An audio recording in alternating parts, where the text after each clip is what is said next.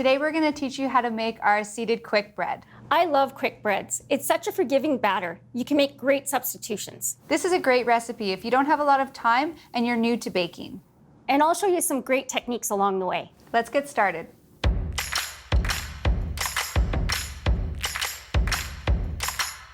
As the name suggests, quick breads are quick. They require leavening agents such as baking soda or baking powder, as opposed to a yeasted bread, which requires yeast, a whole lot more time, and a whole lot more rising time as well. When you do start off your recipe with your quick bread, you want to make sure that your oven is preheated. You also want to make sure that your loaf pan is lined and ready to go. So the first thing that I've done is I've cut my parchment paper to line the bottom and the sides of the loaf pan. Next thing I'm going to need to do is to spray my loaf pan. You want to spray it evenly, lightly, and the reason why you're spraying it is so that the parchment paper is going to stick nicely.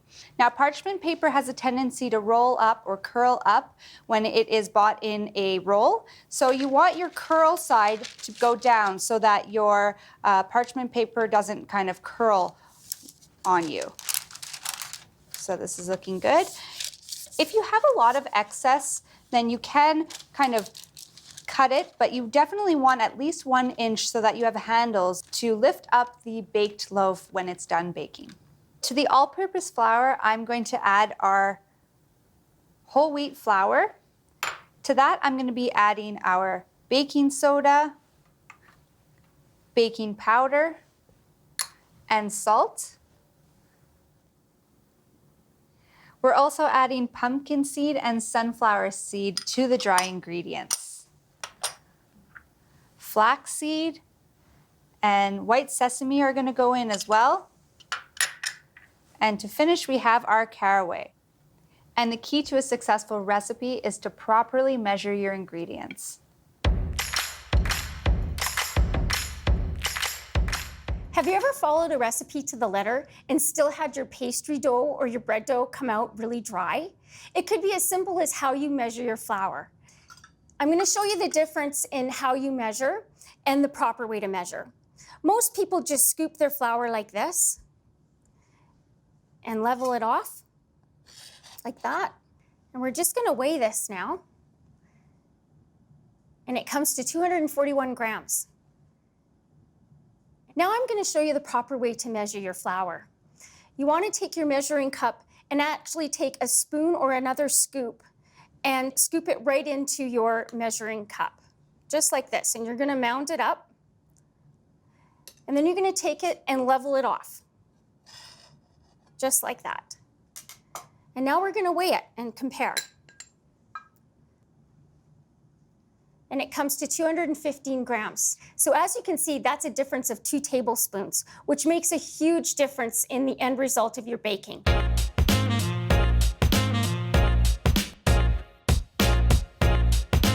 For our wet ingredients, we're going to start by adding honey to a bowl.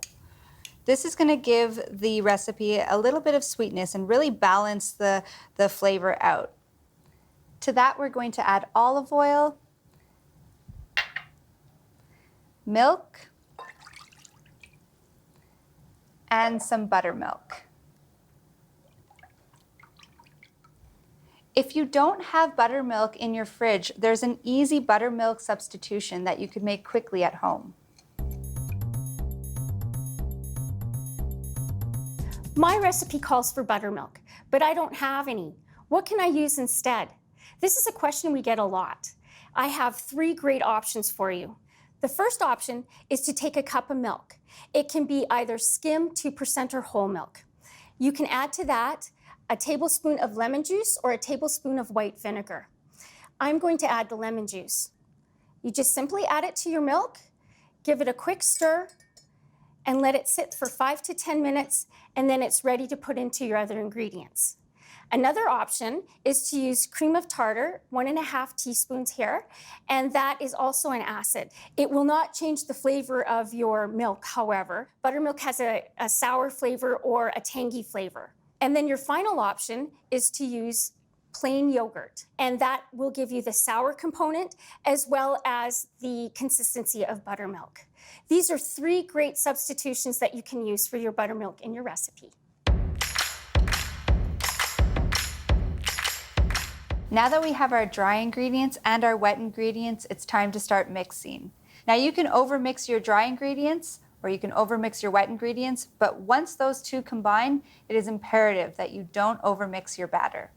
I've created a well in the middle of the dry ingredients, and to that I'm going to be adding my wet ingredients. And you could add it all at the same time.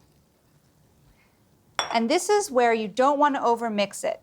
If you overmix your batter, what tends to happen is you're not going to get as much rise from the baking soda and the baking powder. This is what your batter should look like once it's done mixing. Now that our batter is mixed, we're ready to place it into our prepared loaf pan.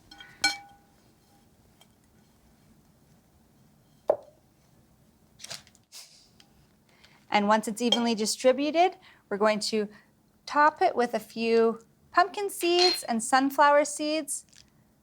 Makes a nice pretty finish, and it's ready to go into the oven. So our seeded quick bread is out of the oven. We've baked it for 1 hour, and we need to check its doneness. So if you have a skewer or a cake insert, that's the perfect tool. You want to insert it right into the center of the loaf and make sure it comes out nice and clean. The skewer is dry, there's no batter left on the skewer, so that means that the whole loaf is properly baked. So our seeded quick bread has been cooling in the loaf pan for about 10 minutes. It's cool enough so that I can handle it. I'm going to remove it from the loaf pan, put it onto a cutting board. This recipe is a great recipe to freeze. You would cool it completely at this point, wrap it in plastic wrap, and throw it in your freezer for later use. But if you're like me, I like to slice it up and eat it warm. So as soon as it's cool enough to handle, you can slice it up using a serrated knife, cutting it in nice slices, gently, and serving it warm. Here's our seeded quick bread, sliced and ready to serve. Now you know how easy quick breads are. They're approachable, not time-consuming, and they're great for the beginner baker. It looks delicious. I hope you learned some helpful tips. If you have any questions, call our answer line or go to our website. Let's dig in.